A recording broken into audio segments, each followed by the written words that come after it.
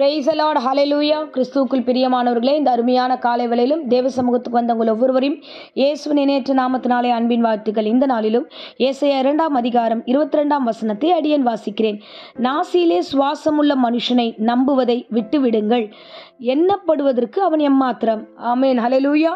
இந்த நாட்களில் நமக்கு தேவையான ஒரு வார்த்தையை கடவுள் பேசுகிறார் பாருங்க.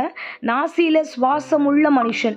ஸோ மனுஷனை நம்புவதை நாம் விட்டுவிட வேண்டும் என்று வேதம் சொல்லுகிறது, நமக்கு கற்றுக் கொடுக்கிறார். ஏன்னா இந்த நாட்களில் நம்ம ஆண்டவரை நேரில் பார்க்கல, ஆனால் மனுஷனை நம்ம நேரில் பார்த்துக்கிட்டு இருக்கோம். நம்ம நம்பிக்கை பார்க்காத கடவுள் மேலே வரமாட்டேனது, பார்த்த மனிதர்கள் மேலே தான் அதிக நம்பிக்கை வருது. அதனால தான் எத்தனை முறை பிரசங்கத்தை கேட்டாலும், எத்தனை முறை நம்ம அடிபட்டாலும் திரும்ப திரும்ப திரும்ப போய் நம்ம மனுஷர்களை தான் நம்ம நம்புகிறோம். அதுதான் வேதம் சொல்லுகிறது.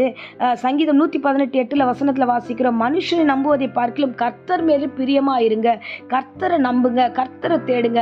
அப்போது நம்ம திரும்ப திரும்ப நம்மளுடைய உணர்வுகள், எண்ணங்கள் எல்லாமே பழைய காரியங்கள், பழைய மனிதர்கள், நமக்கு செய்த நினைவுகள், நமக்கான காரியங்களை குறித்து மனுஷன் எனக்கு இப்படி செய்தார்கள், அவங்க என் கூட இருந்தார்கள் என்று நம்ம அதை மேன்மை பாராட்டுகிறோம். ஆனால் அந்த சுவாசம் நின்று போனால், அந்த மனுஷனுடைய சுவாசம் நின்று போச்சுன்னா அது அந்த மனுஷன் ஒரு பிணம் தான், ஒன்றுமே இல்லை. அப்போ அந்த சுவாசத்தை கொடுக்குறவர் கர்த்தர் தானே. அப்போ அந்த கர்த்தரை தானே நம்ம நம்பணும், நம்ம விட்டுடுறோமே. அல்லேலூயா.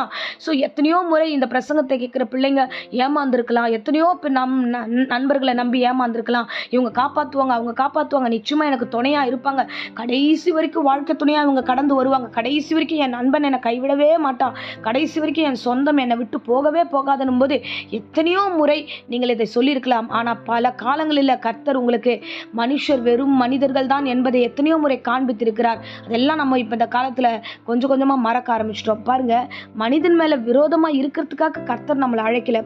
மனிதனிடத்தில் அன்பு செலுத்தணும், மரியாதை செலுத்தணும், பாசம் காட்டணும், அவங்கள கனம் பண்ணணும், இதெல்லாம் ஓகே. ஆனால் மனுஷனை விசுவாசிக்கிறதோ நம்புறதோ மாத்திரம் செய்யக்கூடாதுன்னு தான் கர்த்தர் சொன்னார். ஆமென், ஹல்லேலூயா.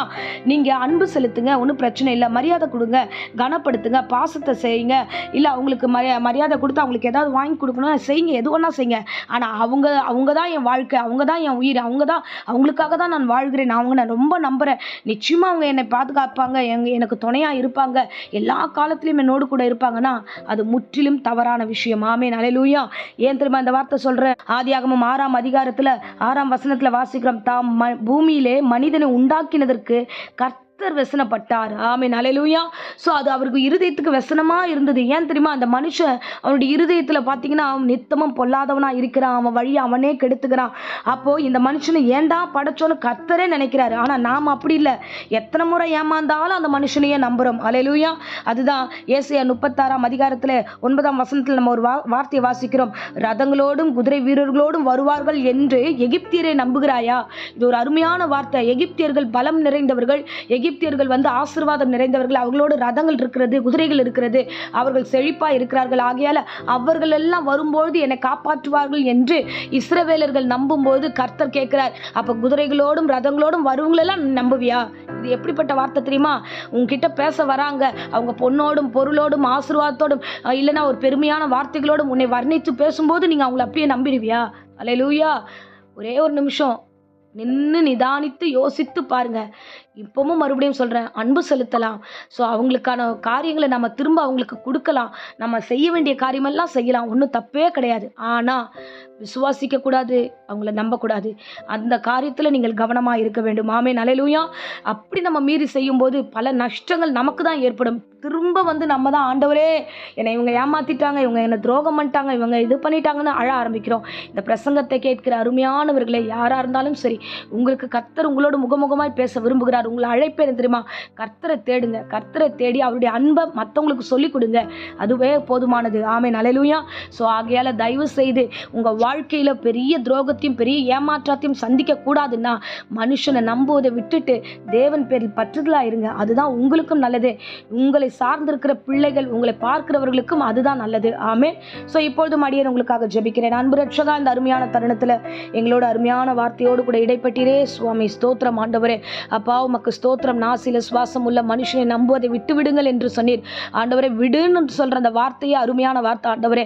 அதை நாங்கள் புரிந்து செயல்பட எங்கள் ஒவ்வொருவருக்கு கிருபை தருவீராக.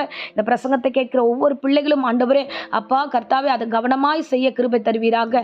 அன்பு செலுத்தலாம் ஆண்டவரே, மற்ற காரியம் செலுத்தலாம், ஆனா அவர்களை விசுவாசிக்க கூடாது, நம்பக்கூடாது என்பதை திட்டமாய் இன்றைக்கு பேசினதுக்காக நன்றி ஆண்டவரே.